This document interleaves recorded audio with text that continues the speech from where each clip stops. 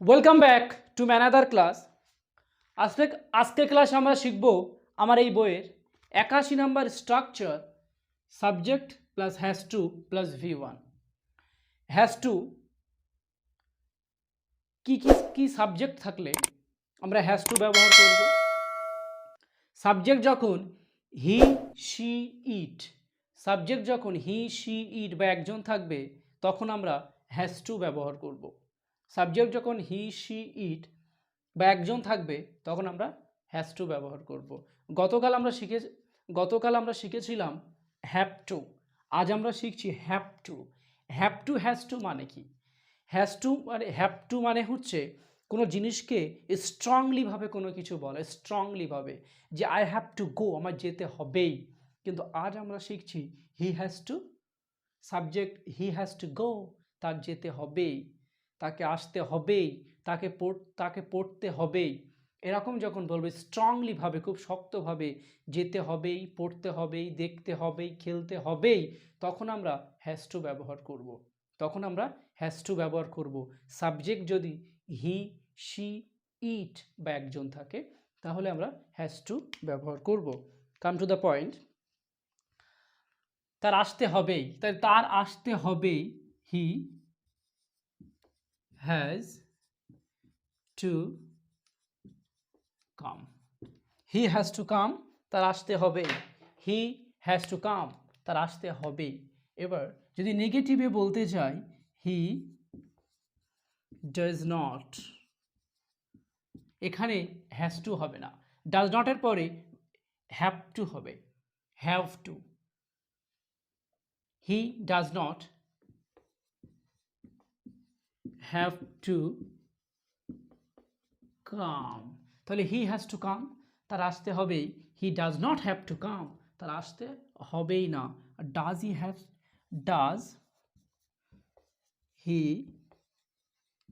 Have to come, তার কি আসতে হবেই? Does he have to come, তার কি আসতে হবে? আর তার কি আসতে হবেই না? ডাজন্ট হি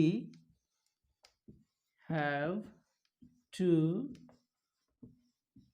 কাম, তাহলে হি হ্যাজ টু কাম, তার আসতে হবেই। He does not have to come, তার আসতে হবেই না। Does he have to come, তার কি আসতে হবেই। Doesn't he have to come, তার কি আসতে হবেই না। তাহলে প্রথমটাই শুধু হ্যাজ টু, পরে সবটাই হ্যাভ টু। কেন? ডাজ নটের পরে ভার্বের মেন ফর্ম বসে। ডাজ নটের পরে, নটের পরে ডাজ নট, প্রশ্ন করার সময় হ্যাভ টু হবে, কিন্তু পজিটিভে বলার সময় হ্যাজ টু হবে। ক্লিয়ার? তাহলে হি হ্যাজ টু কাম, তার আসতে হবেই। He does not have to come, তার আসতে হবেই না। Does he have to come, তার কি আসতে হবেই। Doesn't he have to come, তার কি আসতে হবেই না। এবার যদি বলি তার খেতে হবেই, হি হ্যাজ টু ইট, তার খেতে হবেই। He does not have to eat, তার খেতে হবেই না। Does he have to eat, তার কি খেতে হবে। Doesn't he have to eat, তার কি খেতে হবেই না। তাহলে হি হ্যাজ টু প্লে, তার খেলতে হবে। এই ভার্বটা চেঞ্জ করো, সেন্টেন্স মেকিং করো। ভার্বটাকে চেঞ্জ করো, সেন্টেন্স মেকিং করো সাবজেক্ট অনুযায়ী। তাহলে হি হ্যাজ টু প্লে, তার খেলতে হবেই। He does not have to play, তার খেলতে হবেই না। Does he have to play, তার কি খেলতে হবেই। Doesn't he have to play, তার কি খেলতে হবেই না। এবার যদি বলি আমার মায়ের রান্না করতে হবেই, তাহলে my mother has to cook, আমার মায়ের রান্না করতে হবে। যেহেতু মা একজন, বাবা একজন, তাহলে হ্যাজ টু হবে। তাহলে my mother has to cook, আমার মায়ের রান্না করতেই হবে। My mother does not have to cook, আমার মায়ের রান্না করতে হবেই না। Does my mother have to cook, আমার মায়ের কি রান্না করতে হবে। Doesn't my mother have to cook, আমার মায়ের কি রান্না করতে হবেই না। এবার যদি বলি একজন, যে কারোর নাম দিয়ে বলি, রাহুলের খেলতে হবেই, তাহলে রাহুলের খেলতে হবে। রাহুল হ্যাজ টু প্লে, রাহুলের খেলতে হবেই। Rahul does not have to play, does Rahul have to play, doesn't Rahul have to play. তাহলে এবার যদি বলি যে আমার বোনের নাচতে হবেই, তাহলে মাই sister has to dance. My sister my sister does not have to dance. Does my sister have to dance, or doesn't my sister have to dance? Clear? আমার বাবার কাজ করতে হবে, আমার বাবার কাজ করতে হবে, তাহলে my father has to work. My father has to work. আমার বাবার কাজ করতে হবে।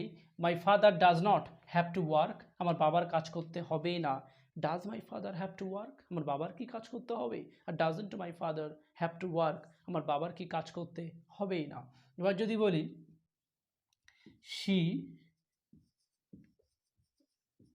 has to, তাহলে she has to verb, যে কোনো একটা verb, তো she has to sleep. she has to sleep, তাকে ঘুমাতে হবেই। she has to sleep, তাকে ঘুমাতে হবেই, তাকে ঘুমাতে হবে না। she does not have to sleep, তাহলে she has to sleep, তাকে ঘুমাতে হবেই। she does not have to sleep, তাকে ঘুমাতে হবেই না। does she have to sleep, তাহলে does she have to sleep, তাকে কি ঘুমাতে হবে? does she have to sleep, তাকে কি ঘুমাতে হবেই। আর doesn't she have to sleep, doesn't she have to sleep, তাকে কি ঘুমাতে হবেই না, তাহলে she has to sleep, তাকে ঘুমাতে হবেই। she does not have to sleep, তাকে ঘুমাতে হবেই না। does she have to sleep, তাকে কি ঘুমাতে হবেই। আর doesn't she have to sleep, তাকে কি ঘুমাতে হবেই না। এবার যদি আমরা প্রশ্ন করে বলি যে তার কি যেতে হবেই, তার কি যেতে হবেই, তাকে কি আসতে হবেই, তাকে কি পড়তে হবেই, তাকে কি বলতে হবেই, তাকে কি ঘুমাতে হবেই, কিভাবে বলবো? বলবো, উত্তর করব পজিটিভ নেগেটিভ, পজিটিভ নেগেটিভ। প্রশ্নবোধক বলবো, আমি প্রশ্ন করব তার কি যেতে হবেই, does he have to go. উত্তরে আমরা পজিটিভ উত্তর হলে কি বলবো, নেগেটিভ উত্তর হলে আমরা কি বলবো, সেটা প্র্যাকটিস করব। তাহলে আগে প্রথমে একটা প্র্যাকটিস করে নেই। শি হ্যাজ টু রিড, তাকে পড়তে হবেই। She does not have to read, তাকে পড়তে হবেই না। Does she have to read, তাকে কি পড়তে হবেই। আর doesn't she have to read, তাকে কি পড়তে হবেই না। এবার যদি আমরা প্রশ্ন করব সেটা কিভাবে করব? প্রশ্ন, does she have to cook, does she have to cook, তাকে কি রান্না করতেই হবে। does she have to cook, তাকে কি রান্না করতে হবেই। does she have to cook, তাকে কি রান্না করতে হবেই। তুমি প্রশ্ন করছো।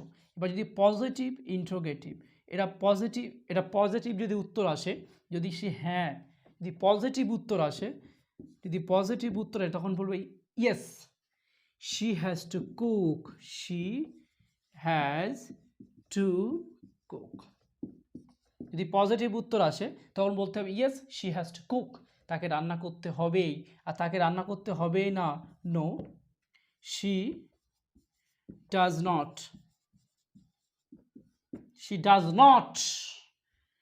have to cook। তাহলে does she have to cook, তাকে কি রান্না করতে হবে, yes she has to cook, তাকে রান্না করতে হবে। No, she does not have to cook, তাকে রান্না করতে হবে না। এই প্যাচালোটা তোমাকে প্রতিদিন প্র্যাকটিস করতে হবে, প্রশ্ন করতে হবে। আগে ইংরেজিতে কথা বলতে গেলে তোমাকে আগে প্রশ্ন করা শিখতে হবে। কিভাবে প্রশ্ন করবে, যদি তুমি প্রশ্ন করতে পারো ইংরেজিতে কথা বলতে পারবে। প্রশ্ন করো, ইংরেজিতে কথা বলো। Does she have to read, তাকে কি পড়তে হবেই, yes she has to read, তাকে পড়তে হবেই। No, she does not have to read, তাকে পড়তে হবেই না। Does she have to play, তাকে কি খেলতে হবেই, yes she has to play, তাকে খেলতে হবেই। No, she does not have to play, তাকে খেলতে হবেই না।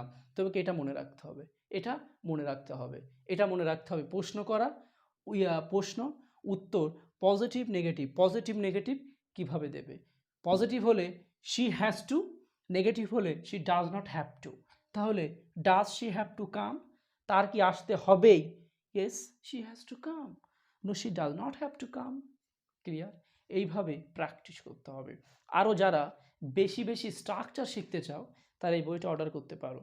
এই বইটাতে 300টা স্ট্রাকচার আছে, এরকম 300টা স্ট্রাকচার আছে যেটা দিয়ে তোমরা হাজার হাজার সেন্টেন্স মেকিং করতে পারবে। হাজার হাজার সেন্টেন্স তোমরা মেকিং করতে পারবে, হাজার হাজার সেন্টেন্স, যেটা দিয়ে ডেলি লাইফে ইউজ করতে পারবে। তাহলে তোমাদের কাজ হচ্ছে